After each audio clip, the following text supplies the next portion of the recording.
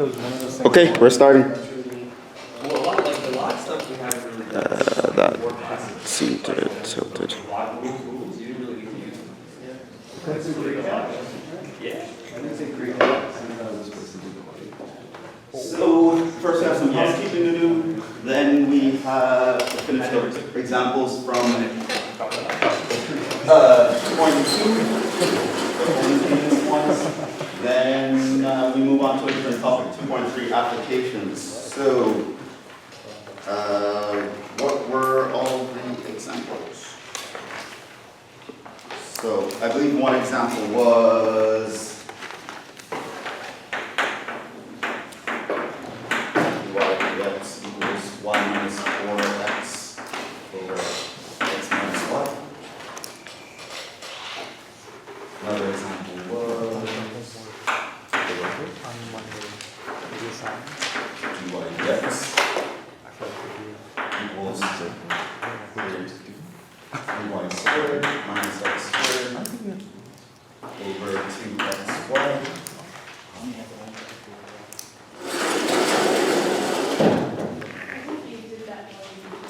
Yes, I do realize that. I'm trying to do some things.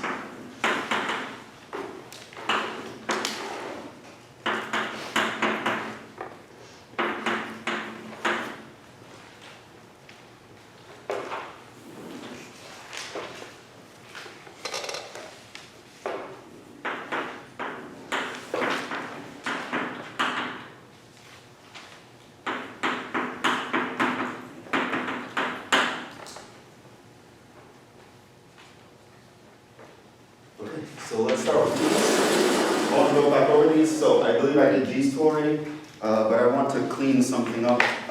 What was the answer that we got for that?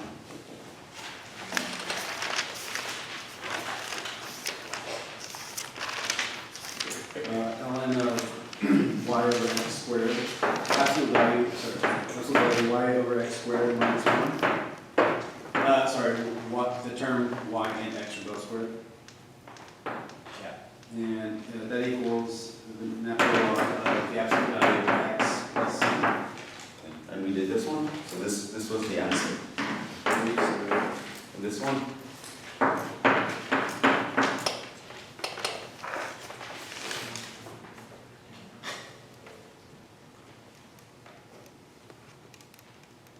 What was the answer? Oh my bad, that was the answer to this. The first one is the You had to get the x and y squared. This is this. Yeah, exactly. Okay. Too many notes. Damn me for writing so much. I was just We got I just this. like give you the answer. It's like figure it out. And just leave it. My job be so much easier. I'm here It trying was to explain everything. the Where same do I go? answer for This A. one is what? The same answer, but it was negative 1/4 ln of y over x minus 2. Yep, and then the absolute value minus 3/4 ln of y over x minus or plus 2. And that whole thing equals ln of absolute value of x plus c. This is longer than expected. Okay.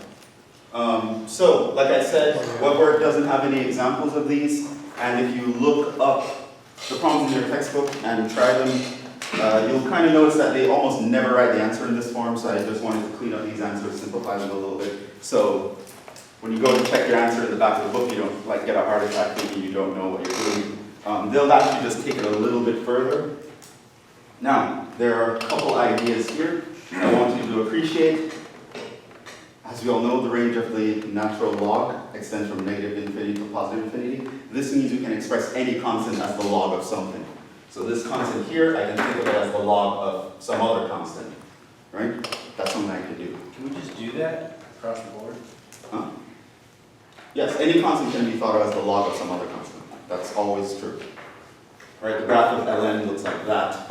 No matter what number I pick, there is a point x that the log of that will give me that number. the thing that confuses me is that once we've taken the integrals of both sides, Yes. we end up with this constant, right? Yes, But then we start manipulating the constant, yes. okay? But our manipulation to me seems like it comes out of nowhere. No, it doesn't come out. It just means that anything I have, I can write it as the log of something else. Oh, okay. That's always true. For example, if the constant is 1, I can write that as log e. But the constant itself, c, is still 1. Yes. Okay. I want to express it in another form, a log form. The point of doing that is I'm going to combine the logs.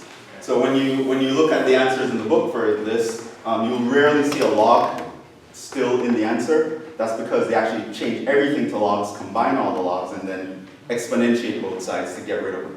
So you wouldn't see the answer that looks like this in the book. Instead, what you will see them do is they're going to move this up here, and they're going to move this up here. Then you have a log of something minus the log of something else. You're going to have log of y minus x over 2 to the minus 1/4 over y over x plus 2 to the 3 minus 3/4 equals, now you have ln of c times absolute value of x.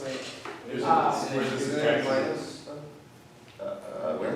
You're just, I moved up the negative with the powers. right, but you have two logs that are being added together. And Yeah, you're dividing. I changed that first, so this is going to be multiplying now.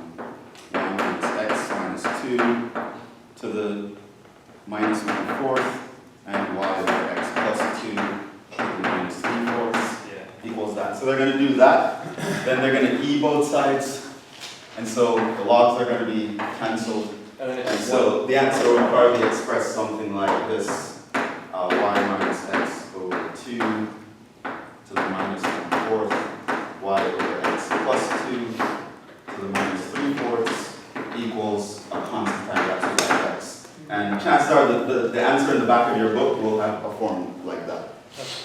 Similar thing here, you can write this as log of some other constant, and so you just have ln of y squared over x squared minus 1 equals ln of the constant times x.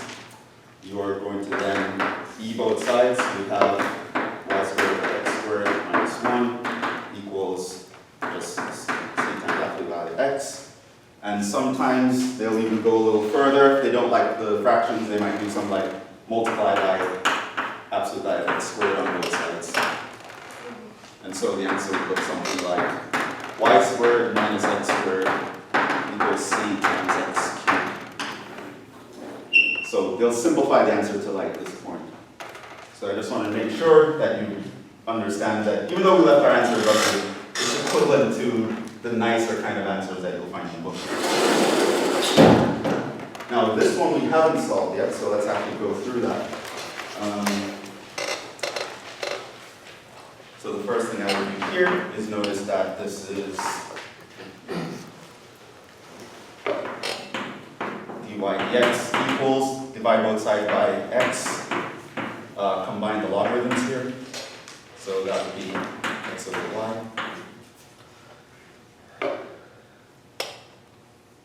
And then doing that same substitution, notice that if I plug in kx and ky for x and y, the k's cancel and I get the original function back. So this is homogeneous, and I'm going to use set b equals y over x. This means that the dy dx becomes, you guys remember? dv over dx times x plus b. Right, whenever I see y over x, that becomes b. So this becomes ln of 1 over b. And yeah, now that's separate.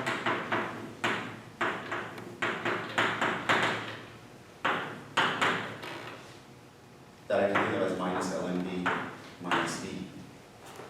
And so separating these, I would get dv over v ln b plus b. And I would get dx over x. I'm going to integrate both sides. And we need more space. How do I integrate this? Factor out the d.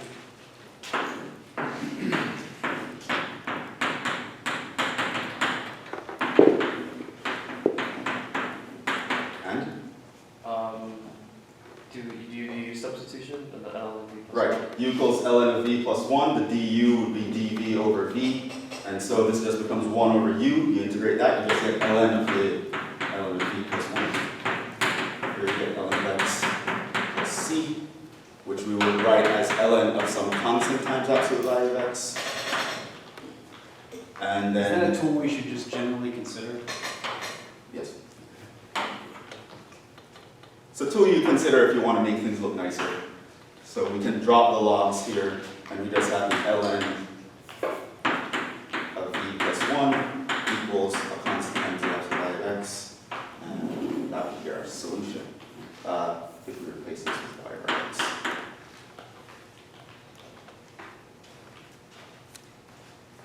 Where did the negative sign go?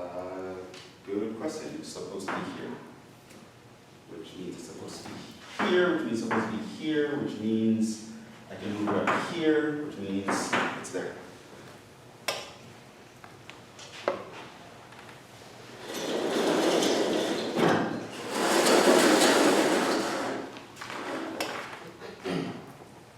Professor, should I start writing exp instead of e for clarity? No. It does, writing those little teeny powers is really hard. It's writing what? The little teeny powers of like a fraction and then like another power on top of that. That is a pain in the ass. Oh, I don't know. That's his problem though, he has to grade it. It's bigger on the board. You're from the It's bigger. Probably not. I mean, typing it, you might type it, but in writing it, I don't know a lot of people who write I'm sorry, you IITXT two all the lines. time. Final one, this was not homogeneous, but we wanted to try doing a substitution with it. I don't know if you guys tried. For x minus y plus 1. So I said you can try v equals 4x minus y, but let's just substitute the whole thing. It'll be a little less annoying. Oh, you said you couldn't say with plus y. I never said that. Oh wait, yeah, no, I no. think he actually wrote that. Yeah. I believe I wrote this last time, but Yeah. you could take the one. It'll actually make it a little nicer algebraically. Yeah, but the idea remains true. I'm going to go through and differentiate this with respect to x.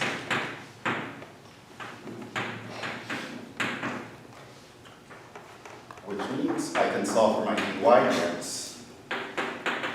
And that will just be 4 minus dv dx. And plugging this in. So I'm going to replace my dy dx with this guy.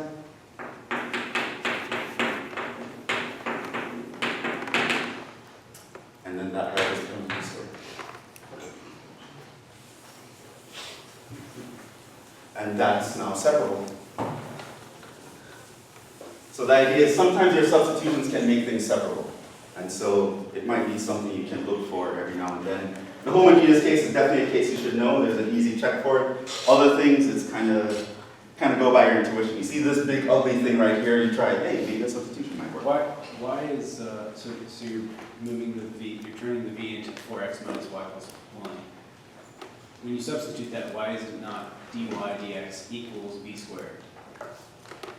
Or did it and you just move things around? That is still true, but having the dy dx and the v, now I have 3 variables to contend with. I don't want that, right? So I want to change it to 2 variables, usually x and v. So I'm going to replace the dy dx with this expression. So this is dy dx. I just put it in here. And then over there is v. So now I have 2 variables, the v and the x, which is good. I see it. And I just want to separate that. So this basically means dv dx equals 4 minus v squared. Or I can think of this as dv over v squared minus 4. Don't forget the negative sign this time. We do that. Integrate this. How do I integrate the left side? v plus 2 times v minus 2.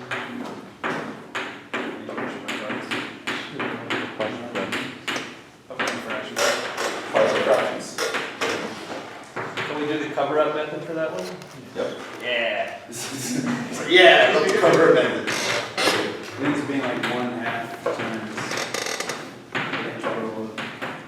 So, just to make it a little bit more clear, move this over here. So, figure out what makes this 0, v equals -2. You're going to cover that up and plug in -2. Plug in v equals -2, you get 1 over -4, which is -1/4. V equals 2 makes this 0, cover that up, plug in v equals 2, you get +1/4.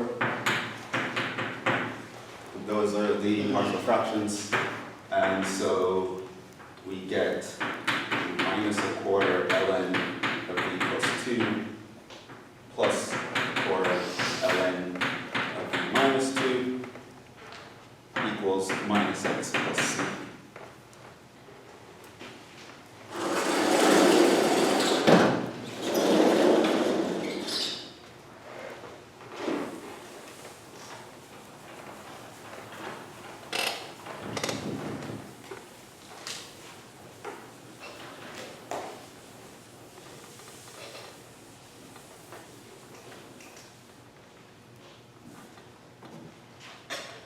And I could say multiply both sides by -4.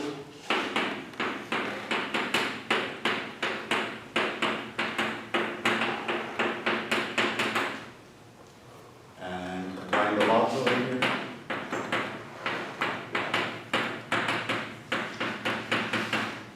And then e both sides.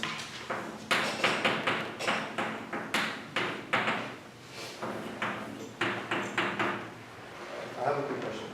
So Yes. like, let's say how you multiply by -4, right? Mhm. Why didn't you multiply the c? Or you just leave the c as it is? It's a different C technically, but we're just being lazy. Like this would be a C1 and not be a C2, but at the end of the day, it doesn't really matter. Also, like when you multiply, because I had that problem with the homework, because I was trying to like multiply it out and this is. Oh, it's not gonna matter. So we can continually do things to C throughout this whole process. Yeah, And it just doesn't. because at the end of the day, you won't even care what C is unless someone gives you an initial condition.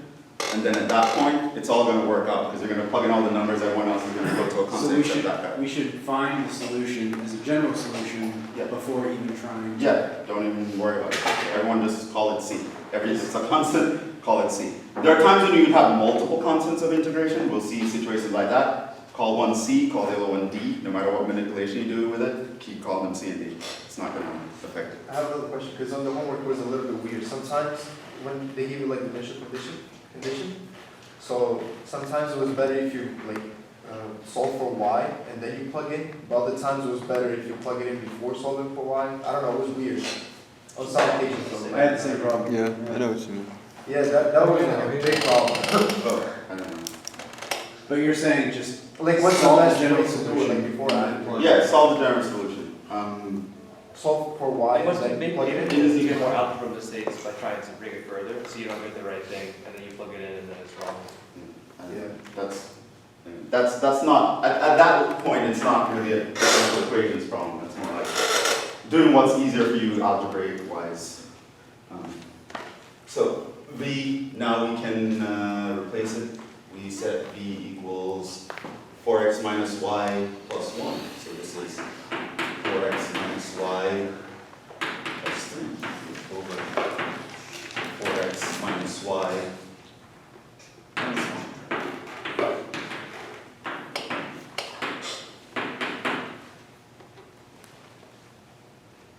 Technically, you could drop the absolute values here because this will have to be positive. Now, if you wanted to bring this all the way to y, you could multiply both sides by the denominator, expand, bring all the y's to one side, factor of the y, divide by the other guy, and you can bring it to a fully y solution. we definitely have to do that on homework. If the homework asks for it, yeah. So if the homework slot is like y equals and a block on a bar, then yes, you have to go all the way. But in general, Yeah, that was annoying. It still is annoying. it still isn't. Yeah. Hopefully it's annoying for all the right reasons. It's like, I could definitely do this, but I don't want to bother. That's what makes it Right? more. If that's the case, okay. If it's like, I don't know how to do it, then you should be doing it all the time because your algebra needs work. So like, let's say on the test, like, we wouldn't need to solve for y, we could just leave it like that? Implicitly? Yeah. If it's like super easy to solve for y, I'd say solve for y. Is that super easy to you? This is borderline. I'd let you get away with this. I'd let you get away with this.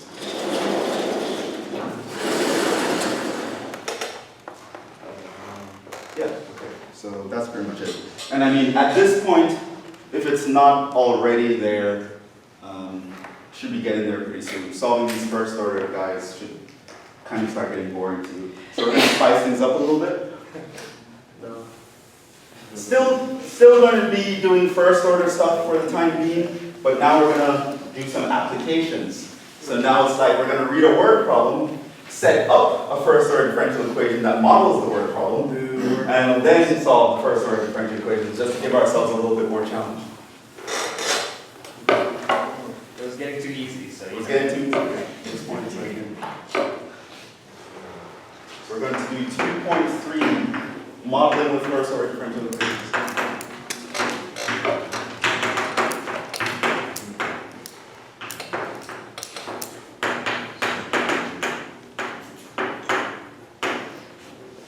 Now, we are going to be doing some selected applications from this chapter.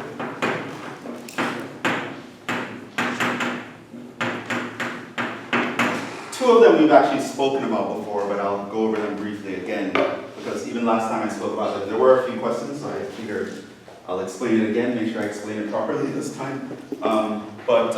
One is mixture problems.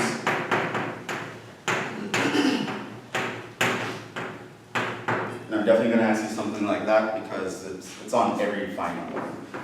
Two, we're going to do population problems again. Slash compounded continuously problems.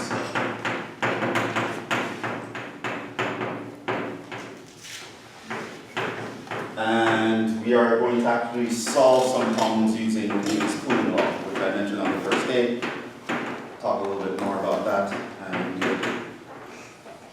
But the first one is, of course, going to be the most unfamiliar one at this point. I'm going to describe to you a particular kind of situation we can solve with the different first order differential equations. But before that, we need to talk about some preliminaries. Question. Yes. Have we done Newton's cooling law before? I talked about it. I don't think we ever solved a problem. We talked about how things that are hotter cool faster. Yeah. So we're actually going to describe it again, and we're actually going to solve a problem with it. We're going to read a word problem, find out how to pick out the required functions or numbers, and actually solve the differential equation, figure out how fast something is cooling down. That's a question. Yes. Are mixture problems with variables? I'm going to describe mixture problems, what we're going to do first. We're doing that now. Yeah.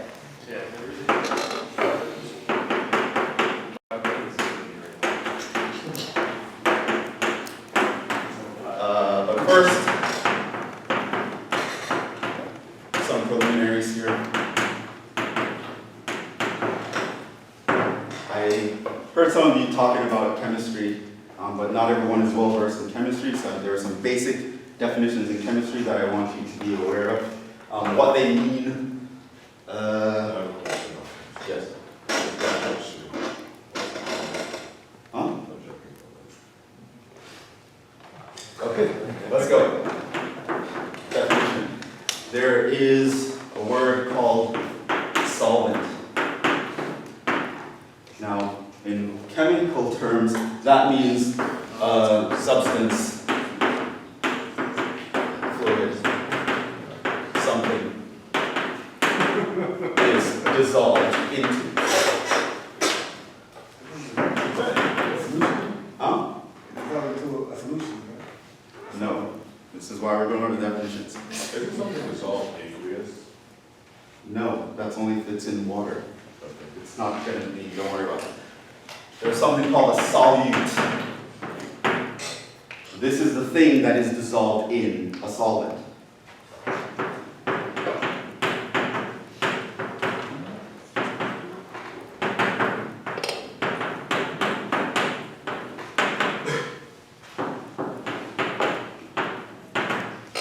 and there is what's called a solution.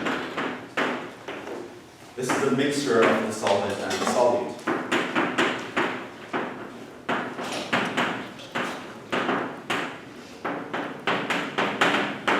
So I can have a glass of water, I can have some sugar, I can take the sugar, mix it in the water, and stir it around. The sugar is the solute, the water would be the solvent, and the solution is the sugar water. Okay? Now this happens to be an aqueous solution because I'm dissolving in water, but that doesn't matter for us.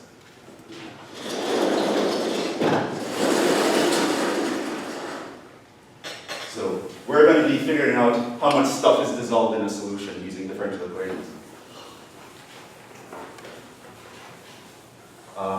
For that, we need to make sure that we also are aware of some ideas and the units that they go with. There's something called concentration. When we talk about the concentration of something, this is, for lack of a better word, the amount of substance per unit volume. We call that the concentration of something. So if I say my sugar water has 2 grams per liter, that is a concentration. Right? For every liter of water, I have 2 grams of sugar.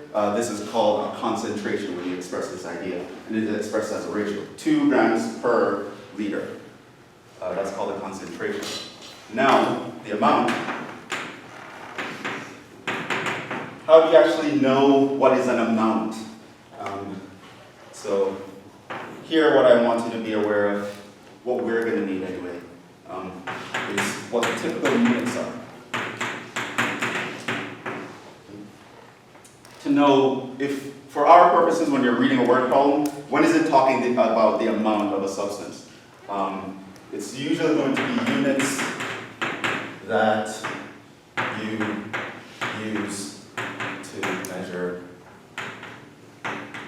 solids. Okay? So think of any solid thing. How is it normally measured? When you go to the supermarket, you buy some sugar. What are the units of that sugar? Grams or pounds or things like that, right? You don't go and buy a gallon of sugar. No one says a gallon of sugar, right? They say a pound of sugar, certain grams of sugar. I don't know if anyone will say grams of sugar. The only time Americans use metric is like they're talking about cocaine or Jim Bros talking about macros. but you get the idea. So if something's mentioned with the units like grams, kilograms, pounds, things that you usually use to measure solid objects, you can read that as the amount in your thing, and that would go in the numerator of this ratio. Now, when you're talking about the volume, how you recognize volume, there are some typical units here. And these are the units that measure liquids.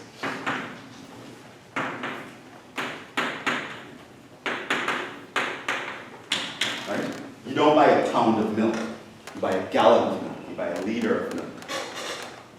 Centimeter cubes of milk. I'd like 200 centimeter cubes of milk. That's so like gallon, cc's,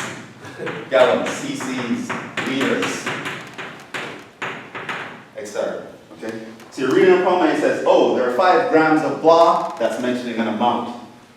Okay, there's a tank of size 500 gallons, that's measuring a volume, right? And if they ask about concentration, you're going to take the amount, you're going to divide by the volume.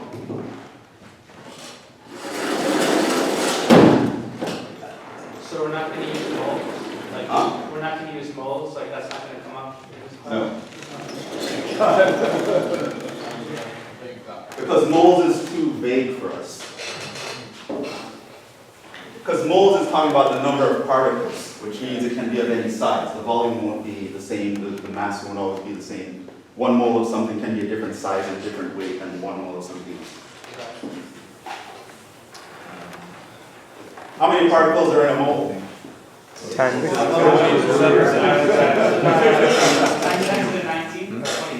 23. You know that. What's that number called? Alright, so a lot of you know about chemistry already. That's good.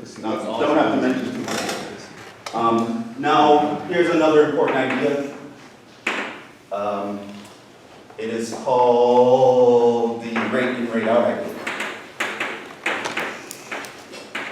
Not complicated at all.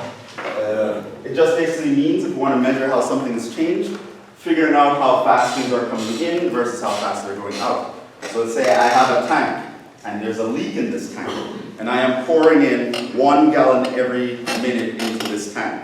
At the same time, 2 gallons every minute is leaving the tank. How would you describe the change of the tank? I mean, it's kind of zero. It's losing 1 gallon per. It's losing 1 gallon per unit. So you would say the rate of change of the amount of water in the tank is -1. It's losing 1 gallon. Okay, so that idea is to measure rate of change of a substance. The idea here is that you can think of this as being equivalent to finding the rate it's flowing in minus the rate it's flowing out. So that's the rate in a certain volume. Right? So again, conversely, if I'm pouring in 3 gallons every minute, 1 gallon is leaking out, we can say the rate of change is 2. It's increasing by 2 gallons every minute. But for a rate, we still need the units, right? So 2 gallons per minute, it's not just 2. Yeah, but the units I explained up here, so that's where we're getting to. Okay. Okay, so here's the situation. We're going to look at a tank where we're going to be creating a mixture into that tank. The tank might have a spout or something where the mixture is leaving that tank while stuff is going in. Right? So there's going to be here, there's going to be some solution here. Now, there's going to be a liquid that may contain some amounts of a substance that we care about. Could be a pollutant or something, right? This could be someone's water supply, and we're measuring the amount of arsenic or lead that's going into the water supply. And then that's going to mix up with whatever lead or arsenic is already in the water supply and it's flowing out at the same time. At the end of the day, we are concerned with measuring how much arsenic is currently in the tank. That's the idea, okay? So given the fact that we know the average amount of arsenic in the tank already is this, and water is coming in with a certain amount of arsenic, at any given time, what is the amount of arsenic in the tank, right? We are going to use differential equations to solve this problem. So there is, we're going to be Q, that Q of T be the amount. Now, once you hear the word amount, you're thinking of substance in solution at time t. Okay? Now, there's a rate at which t is rate of flow out, and there's the, we're going to be measuring the rate of flow in, and while all this is going on, our concern is what's currently inside the tank right now. So let's actually see how we're going to figure that out. Obviously that's a very complicated problem, at least initially, because the situation is constantly changing, right? I don't know, right? Maybe there was 5 grams of lead in the tank in the beginning, but when you start pouring in water in there, water's pouring out. Like, how am I going to know what is the amount of lead in the tank? Well, I can't know about the amount of lead a priori, but I can talk about the rate of change of lead. Why? The rate out, rate in. So that's what we're going to use. So we are going to start by measuring Q prime of T. And we're going to think of this as rate in minus rate out.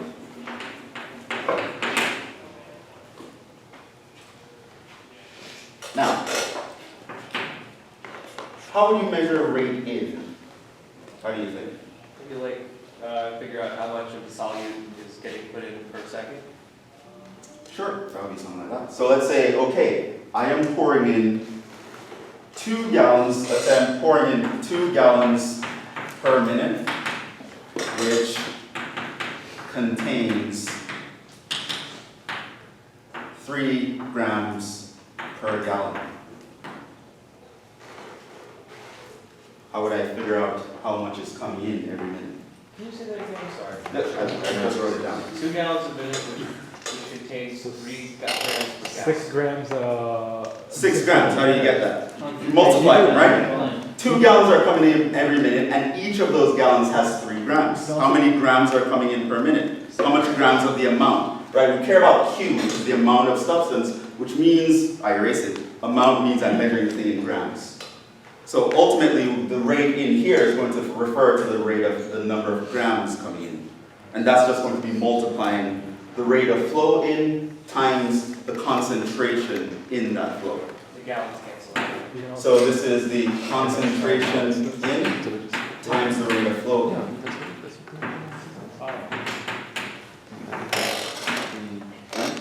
That's how we're measuring the rate coming in. Now, how are we measuring the rate going out? Well, essentially the same idea, right? Measure the concentration that's coming out and the rate of flow out.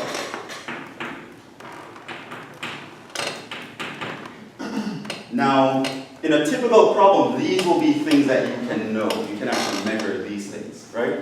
So usually we'll be given these as a concept. We'll know exactly how much we're pouring in and exactly how much we're letting out at any given time. In general, we can also measure this guy, right? However, you should be aware that the concentration out is a very different animal. See, that one is not something that we control. That is talking about now the mixture. I can determine the concentration and how fast I'm pouring something in, but eventually it's going to be mixing around with something, or I don't know really what's going on right here. I can know how much is flowing out, but how do I deal with this side here? Well, I go back to the definition of concentration. What does concentration mean? Amount over volume. So I'm going to think about concentration out as an amount over volume. And remember, I care about Q, the amount of the substance. Struggling to understand how this is a differential equation problem and not a calculus problem. Oh, we're going to get, we'll get there. Sorry. That's going to be the Coup de grace. yeah, the punchline. So let's look at concentration out. Of course, this is the amount of substance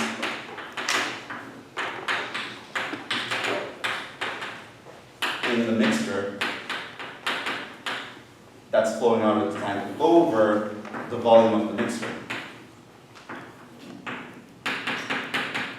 So let's take it one at a time. What is the amount of substance in the mixture? Q. Like, I don't know what it is. Whatever Q of T is, that's what it is. I don't know. I don't know in the beginning. Do I know the volume? Yes. Yeah. How do I know the volume? You stupid. I might not have to state it. You start with the beginning volume and then Okay, so let's say V naught is the initial volume here. How can I measure how the volume is changing? it's plus the rate of change times T. Right.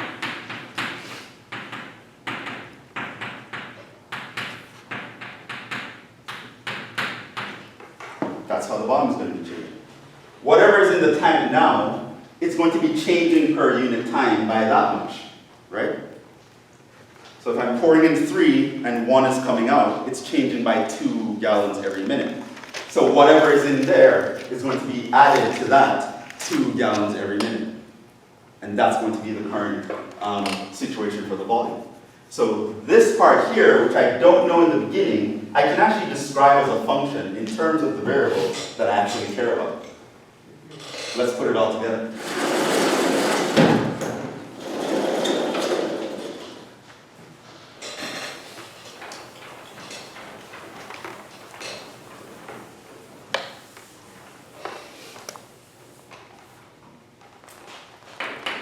In other words, what I can say is the following. Q prime is going to be equal to the let's just shorten that a little bit. C in R in minus Q divided by V naught plus R in minus R out times T times R out. Where Q equals amount of substance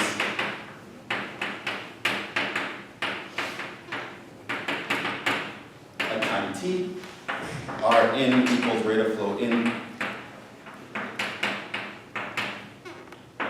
R out equals rate of flow out.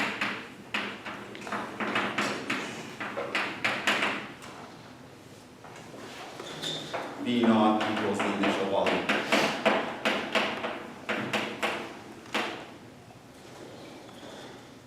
Did I define everybody? C in and C out. C in equals the concentration coming in, C out, well, there's no C out. Why'd you multiply that by R out the right most The time? rate in which it's moving. What's this guy? Oh, Yeah, I'm literally translating that. So concentration in is C in, rate of flow in is R in. Concentration out, we derived over here, so I put that here. And the rate of flow out is R out. What's that? What? Differential equation. Yeah. It's a differential equation. What kind of differential equation? or First order. First order, yeah. Linear. First order linear differential equation. This mixture problem is described by a first order linear differential equation. To figure out the amount of stuff in the tank under these conditions, it's solving a first order linear equation. And that's going to be the specific equation. In other words, what I'm saying is you need to memorize this. Yeah. I was just gonna say, they're all going to follow this model, right? Every mixture problem. Every mixture problem, right? Yeah. So does that mean that? So this means the situation that you're going to be in is that this is all going to be described to you in a word problem. It's going to be, I'm going to give you a paragraph that's talking about a situation. You need to be able to read that paragraph and pick out this number, that number, this number, that number, that number. Is it gonna be like challenging, or is it gonna be straightforward? Not challenging if you remember the preliminaries. Okay, Because you're pretty much going to be reading, and based on the units, you're going to know who goes where. I got you. We're gonna have So, to make so if, like if they mention something in grams, you know, oh, that's the amount of substance. They mention gallons, oh, that's a volume. no unit conversion. If then? they mention grams per gallon, unit convert, no, not really. All right, cool. Unit. Thank you. You keep saying they, but you're writing our final. Huh? Yes, but I'm writing your final that would satisfy them.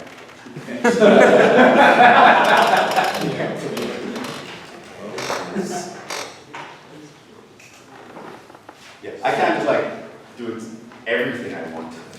I have to do at minimum what they want, and then I can do extra if I want. After that. So do you have to memorize it, or would you have to revise it? What? Do you have to memorize it, or do you? Yes, have to memorize it. That's why it's in the revise green box. Huh? it? But you don't want to have to derive this every time. Like memorize that green box. Yeah.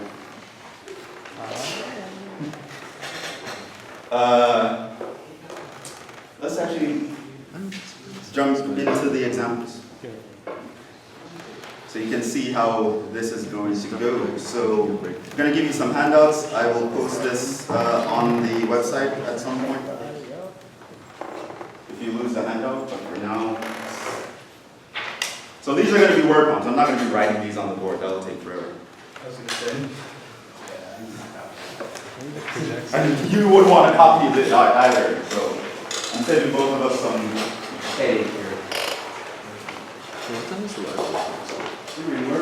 NAC is open 24/7, I think. So the mixture flows are. I'll take action. Okay, so the mixture problems. Hey, this is, come on, this is serious. So the first problem is going to be one of those compounded continuously problems. The mixture problems are 2, 3, 4, and 5. And then 6 is going to be actually a Newton's cooling law problem. Are you serious? Yes. Yeah, you're cool the fun of that. Yo, wait, there's everything in this problem. There's a fatal stabbing. We will get to that. We'll get to that. Let's actually get through some of these mixture problems so we can apply this right away while it's fresh in our minds. I'm sorry, I have a question. Yes. Yeah, who wrote number 6? They wrote number 6. I am not responsible for number 6.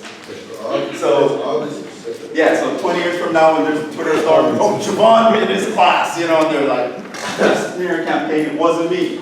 Okay. I don't want to get canceled, man. Let's, Hit by real problem 6. If and only. okay, so let's actually look at problem 2 from this guy.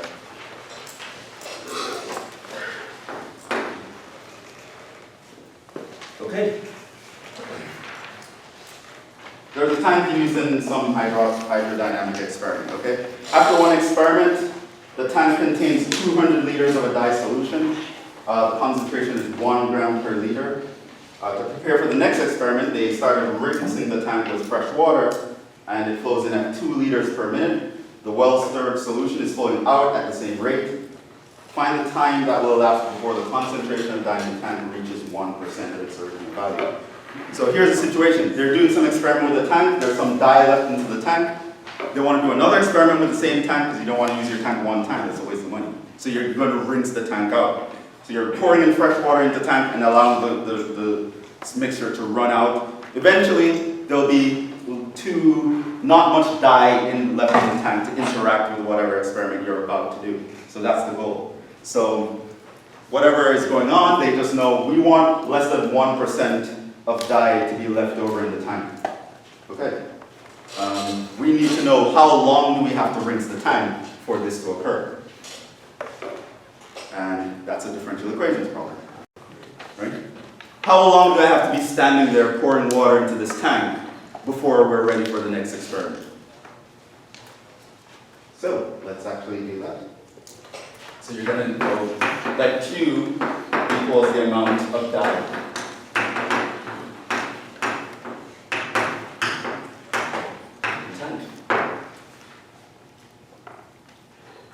Okay, start picking some things out. What do you notice here?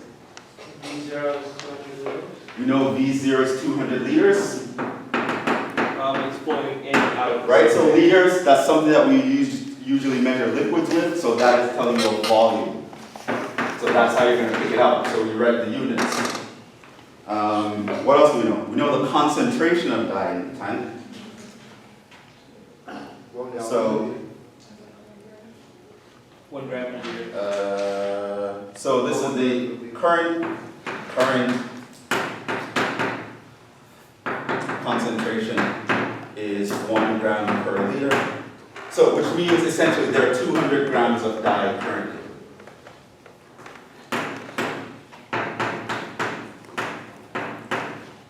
Right? T equals. In other words, that is telling you what? Q of T. Q at a particular time. Q with T. Q of 0. That's a fancy way of giving you an initial condition. Okay, let's continue reading. Do we have that, like, we don't have an initial concentration above that? Like, we never went over initial concentration, right? We went over concentration, which is enough. Okay. Initial just means a concentration at a certain time. Concentration in the beginning, right? Yeah. So concentration, so reading that, how am I going to know to pick out a concentration? Well, look at the units, grams over volume. It's an amount over a volume, it's a concentration. So that 1 gram per liter is definitely a concentration. Which concentration? The concentration of the dye solution, which means that's the concentration in the beginning. So I have 200 liters and there's 1 gram in every liter, there are 200 grams in the beginning. So the amount of dye at time 0 is 200. Now we're going to continue. So to prepare for the mixture, to prepare for the next experiment, it's rinsed with fresh water. So what is my concentration in? How much dye am I pouring into this tank? 0. 0, because it's fresh water.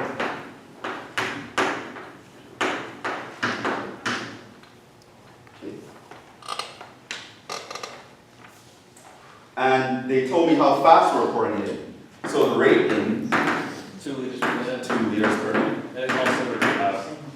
And rate out, they also told us, is flowing out at the same rate, which means it's also 2 liters per minute. That tells you a couple things. That tells you that the initial volume is also the final volume. The volume here is constant, right? Because whatever is coming in is the same that's flowing out. Doesn't that create like a weird situation, R in minus R out? We will see. Right now we're just reading and picking out all the numbers. We need all the numbers in that formula. And plus an initial condition was given. So we have the C in, we have the R in, the Q is still unknown, and we have the V0, we have the R in and R out. Now we have everything. Right? So we literally read the problem, and if you understand the preliminaries, you'll know how to pick out each thing for the problem. That's going to be the main challenge. Once you actually get to that, that should be no problem at this point. So linear first order differential equation, you should be able to do that in your sleep at this point. Okay? The hard part now is just to actually pick out the right numbers to plug into that formula. And so what we have here is that Q prime, the rate of change of dye is going to be what? 0 Minus Q divided by 200 liters times 0, but I don't know. no, Times R in 2. minus R out. times 2. Why is that? Why isn't R in minus R out 0? It is 0. So we have V naught plus 0 under the denominator. Oh, that's a plus? I'm sorry. I thought that was yes. Okay. So in other words, we have Q prime is going to be equal to Q minus Q over 100. Okay. Now, not only is that linear, it's Separable. separable. So that's the easiest kind of linear. So now, this is it. I just need to solve for Q, and I'll be able to answer their question. Wait, did you already solve? No, we have Q prime here. Q we don't know yet. So that's dq over dt, right? Yes. Wait, what's Q 0?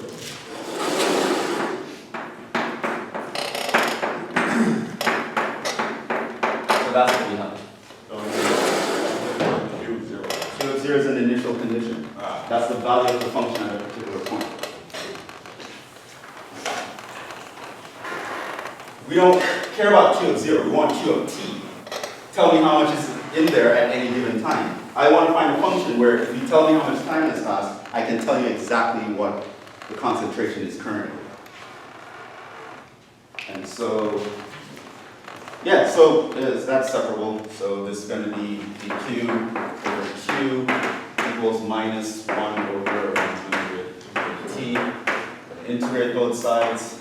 It's going to give us ln of q. This is going to give us minus t over 100 plus c. This means that we are going to have q of t equals a constant times e to the minus t over 100. Now, we have an initial condition. So q of 0, mean, equals 200. That implies that when I plug in t equals 0, my q is 200. In other words, that means my C is 200. So in other words, I can tell you exactly how much dye is in the tank at any given time. It's going to be this much. Tell me a time, I'll tell you how much grams there are.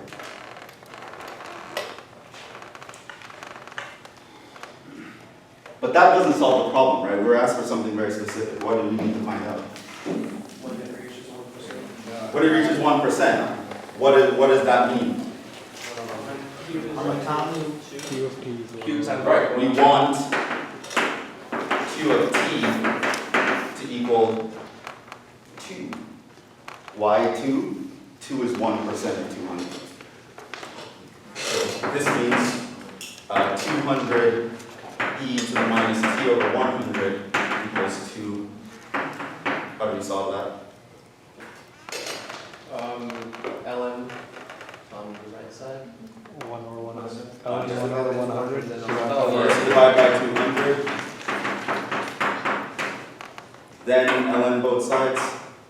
This is going to give you minus t over 100. This is going to give you minus ln of 100. And so you are going to have t is equal to 100 ln 100. Quick question. problem, so like in every single of these four And problems. this would be in minutes. I think it was in minutes. Yeah, was it minutes? In every single one of That's a them. lot of minutes, right? That's right, that's a lot of minutes. But hey, it's probably it's a big tank, it's a 200-gallon tank, and all sorts of stuff in here. That's the answer. So not only can I tell you how much dye is left in the tank at any time, I can tell you when the concentration reaches some desirable level. In every one of these problems, we had to find the initial condition, or if they're gonna be like some problems where like they don't. If it's in the word problem, you should recognize it. Yes. Okay. But if they don't give it to us, then we have to stop at that, I guess, no? Yeah, you can stop here. They wouldn't be able to ask you anything further. Alright. But they usually will give you some initial condition. Do you have time for one more? The royal day. Huh? The royal day. Yes, royal. The establishment.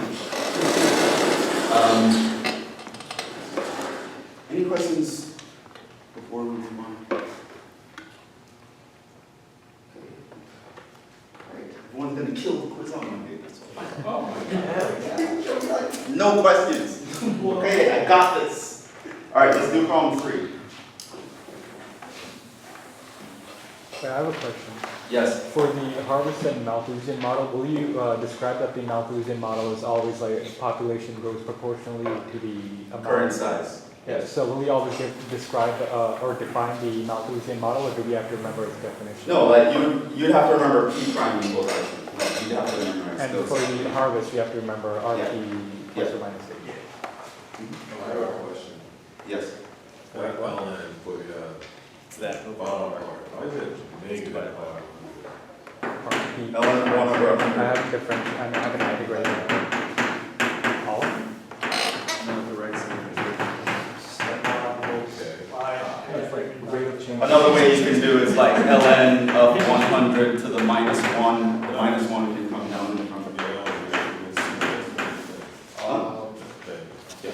That seems like such a useful trick in this class. I see it over and over again. Oh, logs and exponentials are useful for calculus in general. No, but like, a times ln of b is equal to, Without ln of b to the power of a. Yeah. It's like, Yeah, your log and exponentials rules you want to be very familiar with. A lot of the things we know and love and hold dear to, we have them because of logs and exponentials. Thank you, nature. It's weird how it actually shows up. There's I guess the best word to describe it is infamous. There's an infamous math textbook. Pretty much anyone going into graduate school in mathematics will know about this book. And you either love it or you hate it. There's no in between. There's no, it's okay. No, you either, oh man, this is the best textbook ever written, or man, that's the worst textbook ever written. which one is Right? It's written by Walter Rudin. And yeah, they call it Rudin. And he wrote another edition of that book for undergraduates. We call it Baby Rudin. Right? So you're reading, we're doing advanced calculus in undergrad. Oh, we're using Baby Rudin. Okay, no, we're doing real analysis in grad school. We're using Rudin, you know. It's called real and complex analysis by Rudin. Anyway, it's very terse. That's why it's so ingenious. They're like, other textbooks will take like 100 pages to build up to a theorem. This guy takes 5 pages, right? So it's like, you either appreciate the genius or elegance, and you're like, yeah, this guy, yeah, this is math right here. Or you're like, this guy just skipped like 2,000 steps. Like, how does he expect mere mortals to understand what the hell he's writing? Right? So you're either on one side of the fence or the other, right? Did you like it? Yeah, it's pretty good. I was gonna say, you're definitely in the I kind of, I don't know, I kind of tapped out at chapter 3. I'm like, I'm just trying to survive at this point. But yeah. In the prologue, the very first sentence of that book is saying, okay, e to the x equals, do you guys know what that is? The sum. The power series, what's the power series for e to the x? Factorial something. X to the, Wait, is it the Taylor? No. that's the power series. Yeah. The first sentence is e to the x equals this. This is the most important function in all of mathematics. That's how that book starts. The very first sentence. He's like, yo, if you want to do math, you need to know this function. It's the most important one. And obviously, ln of x is the inverse of that function, so ln of x is automatically also important. There's so many things that you derive. Like a lot of your calculus 1, you derive it using exponentials and logarithms, right? Where do you think the power rule came from? Like Pascal's triangle? That only works for integers, come on. How do you know that x to the radical 2, the derivative of that is radical 2, x to the radical 2 minus 1? You know it because of logarithms and exponentials. So the power rule, the most basic rule that you build a lot of in calculus, and it comes from these guys. So yes, knowing log and exponential rules, very important. It is unacceptable not to know them very well. Let's just move on to problem 3. A tank with capacity 100 gallons initially contains 50 gallons of water. It has 10 pounds of salt in solution. Remember, solution is a fancy word for mixture. Fresh water enters at a rate of 2 gallons per minute. The well-stirred mixture is pumped out at a rate of 1 gallon per minute. Compute the amount of salt in pounds in the tank at the first moment when the tank is filled. Now, of course, you understand that the tank will eventually get filled up because 2 gallons are coming in every minute and only 1 gallon is leaving, which means it's increasing by 1 gallon every minute. There will come a point where the tank gets full and starts to overflow. At the point where it gets full, at that moment, how many grams of salt is in the tank? Okay, so now, again, we're setting up our variable that Q be the amount of salt in grams at time t. Q of 0 is 50 gallons. Well, let's think about it. What would Q of 0 be? This is measuring what? The amount of Q at time 0, which means 0. It's 10 pounds. it's 10. How do you know it's 10? Yeah, it says so, but the guess was wrong at first. Why was that wrong? How do you know that it's 10? What tells you it's 10? Initially contained. It's the only thing that has weight, that isn't weight. Right, the pounds is what tells you. Oh, okay, I see. Alright, so it's because it's in reference to the salt and not the gallons. Yes. Okay, so it's not Like the preliminary, it's important. Like what I mentioned, the units, knowing what's grams versus gallons, that's important. That's how you're going to interpret what's being written. I know that's 10 because of the pounds, so that's how I know. Right? We're never going to measure Q in gallons. Q is measured in grams. Is it grams? Pounds here. Pounds. In pounds. Right? Which means anything about Q has to be in pounds. So that's the 10. What else do we know from reading this, the first sentence? I guess BO is 50 gallons. Yes. We know the initial volume. What is that? 50. So there's 50 gallons. In those 50 gallons, there are 10 pounds of salt. What else do we know? We know rate in. What is it? Do we know rate out? 1. You say we have a final volume? Well, yes, we know that the max volume is 100, which means when it gets filled, the current volume will be 100. And that's when we want to stop the clock and measure the amount of pounds. So, we have, what do we have for C in? So we have T. Huh? CN is 0. Why is C in 0? It's fresh. Again, it's fresh water, so there's no grams coming in. All right. So now this means that Q prime is going to be C in R in minus Q over V naught plus R in minus R out times T times R out. C is 0. Q over V naught is 50. Rate in minus rate out is going to be 1 times T. R out is going to be 1. In other words, we have Q prime is equal to minus Q 50 plus T.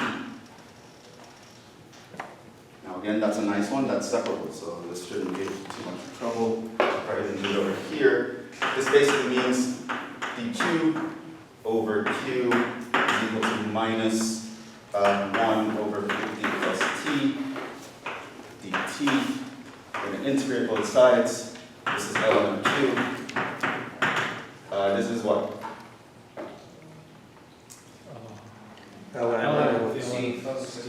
Negative. Minus plus c, which again, remember we can actually write that as a constant times 50 plus t. Raise both sides to the e to kill the ln's. This is going to give us q is equal to, Can you move the c, why'd you move the c inside the It's just a absolute? natural log of c. No, Yeah. can you move it inside the absolute, is that allowed? C is the same Yes. thing as natural log of c, and when you have natural log of yes, c, but that's we divided looked at by this c. earlier. I'm thinking of that constant just ln of some other constant, and then I'm adding it to it. You can So like, it could be the absolute as well. Huh? Because you move c inside the absolute value, right? Yes. It's a log rule. I use the log rule. So now we raise both sides to the e, and I'm going to get some constant times 50 plus e to the minus c. Oh, yeah, yeah. But I get ln of normal c, but I don't get ln of absolute value.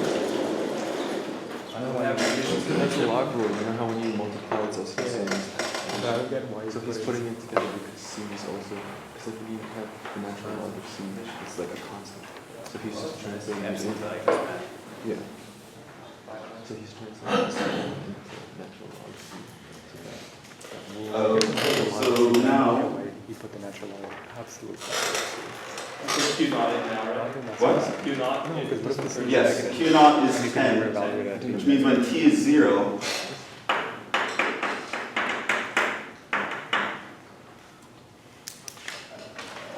One over 50.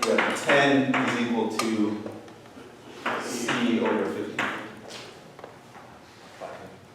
So c is equal to 500. This means q is equal to 500 over 50 plus t.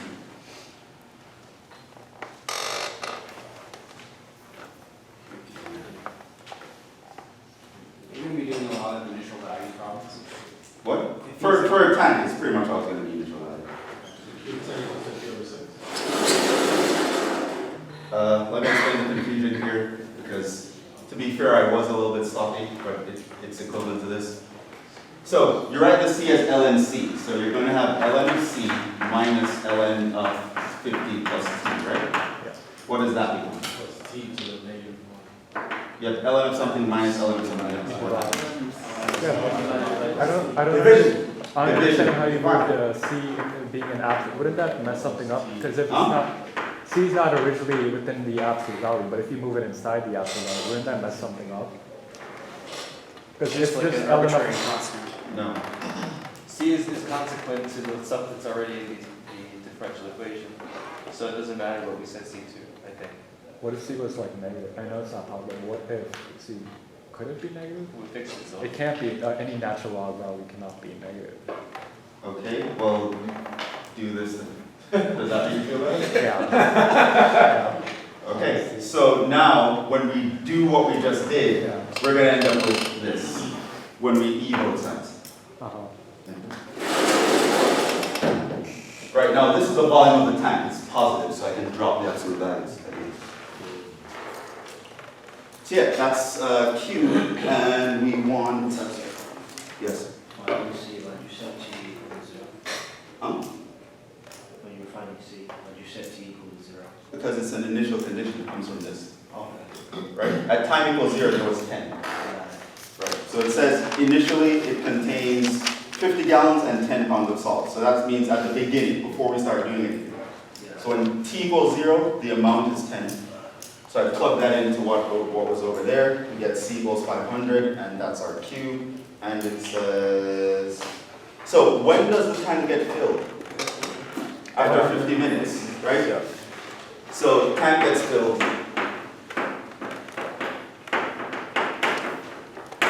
when 50 plus t becomes 100. That of course means that t equals 50.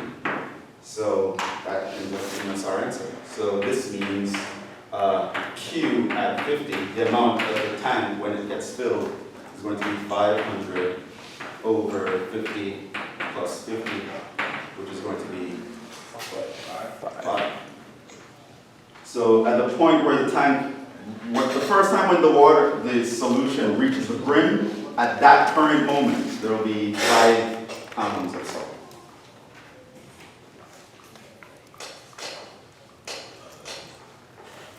So we'll wrap up there. Try the other 2 for yourself, problems 4 and 5. We'll do those next time.